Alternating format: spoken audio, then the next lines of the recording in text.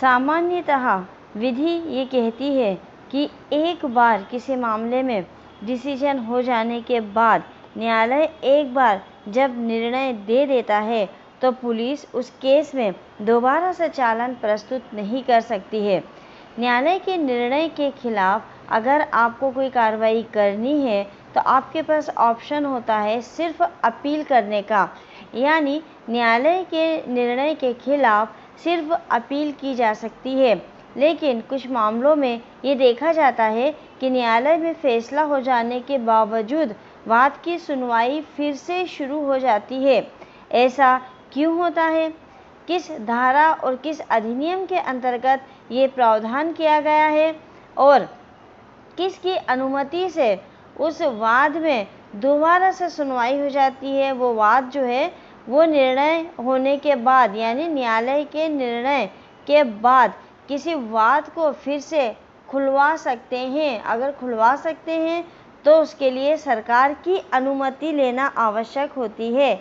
और ये प्रावधान कहाँ किया गया है, कैसे किया गया है, कैसे रीओपन हो सकता है, उसी सब विषय पर हम आज चर्चा करेंगे। मैं डॉक्टर इरशाद खानम और आप देख रहे हैं आपके अपने YouTube channel I love talks. दंड प्रक्रिया संहिता की धारा 300 उपधारा 2 को देखने से पहले हम धारा 300 को एक बार समझ लेते हैं।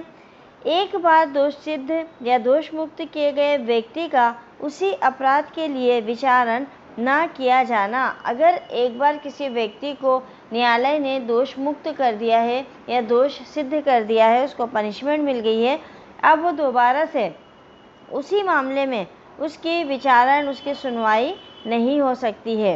ये तो धारा 300 कह रही है दंड प्रक्रिया संहिता की।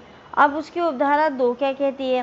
दंड प्रक्रिया संहिता 1973 की धारा 300 की उपधारा 2 की परिभाषा: किसी अपराध के लिए दोष मुक्त या दोष सिद्ध किए गए किसी व्यक्ति का विचारण तत्पश्चात राज्य सरकार की सम्मति से किसी ऐसे भिन्न अपराध के लिए किया जा सकता है जिसके लिए पूर्वगामी विचारण में उसके विरुद्ध 220 की उपधारा 1 के अधीन पृथक से आरोप लगाया जा सकता था। धारा 300 की उपधारा 2 क्या कह रही है? तो वो कह रही है कि किसी भी अपराध से में अगर दोष मुक्त या दोष सिद्ध ठहराया गया कोई व्यक्ति है तो बाद में किसी विशिष्ट अपराध के लिए राज्य सरकार की सहमति से उसके ऊपर मुकदमा चलाया जा सकता है, जिसके लिए धारा 220 जो कि इसी संहिता की यानी कि दंड प्रक्रिया संहिता की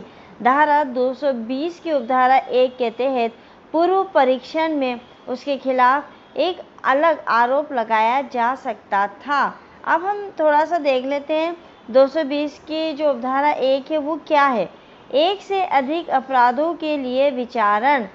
धारा 220 1 की डेफिनेशन ये कहती है कि यदि परस्पर संबद्ध ऐसे कार्यों के जिनसे एक ही समव्यवहार बनता है, एक क्रम में एक से अधिक अपराध एक ही व्यक्ति द्वारा किए गए हैं, यानी एक से अधिक अपराध अगर किसी व्यक्ति ने किए गए हैं, उनका क्रम एक ही है, एक ही समव्यवहार का वो हिस्सा है। जैसे अगर वो चोरी करने गया, चोरी करने के उद्देश्य से वो घर में घुसा, घर में घुस के उसने चोरी की जो प्रोसेस होती है वो करी, फिर चोरी करने के बाद वो बाहर निकला और मकान मालिक अगर उस दौरान में उठ गया तो मकान मालिक को धक्का देकर या उसको चांटा मारकर वो बाहर निकला, तो ये सब क्या है? एक ही समव्यवहार का भाग है। किसका? चोरी करने का। तो ये एक से अधिक अपराध कारित करे उसने, लेकिन क्रम उसका एक के बाद एक ही था, एक ही समव्यवहार का भाग था वो, तो उसको प्रत्येक अपराध के लिए एक ही विचारण उसके ऊपर किया जाएगा और उस पर आरोप भी लगाया जा सकता है एक ही, और एक ही आरोप पर उसका विचारण किया जा सकता है।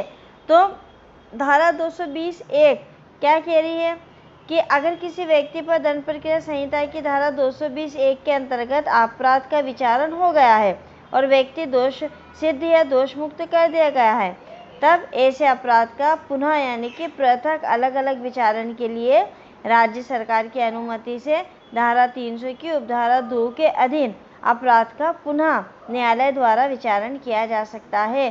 तो सीधा सा अर्थ है कि अगर कोई न्यायालय का निर्णय हो गया हो और उसमें अपराधी दोष सिद्ध या दोष मुक्त हो गया हो और फिर से अगर उसमें कोई विचारण करना हो तो वो विचारण जो है राज्य सरकार की अनुमति से किया जा सकता है।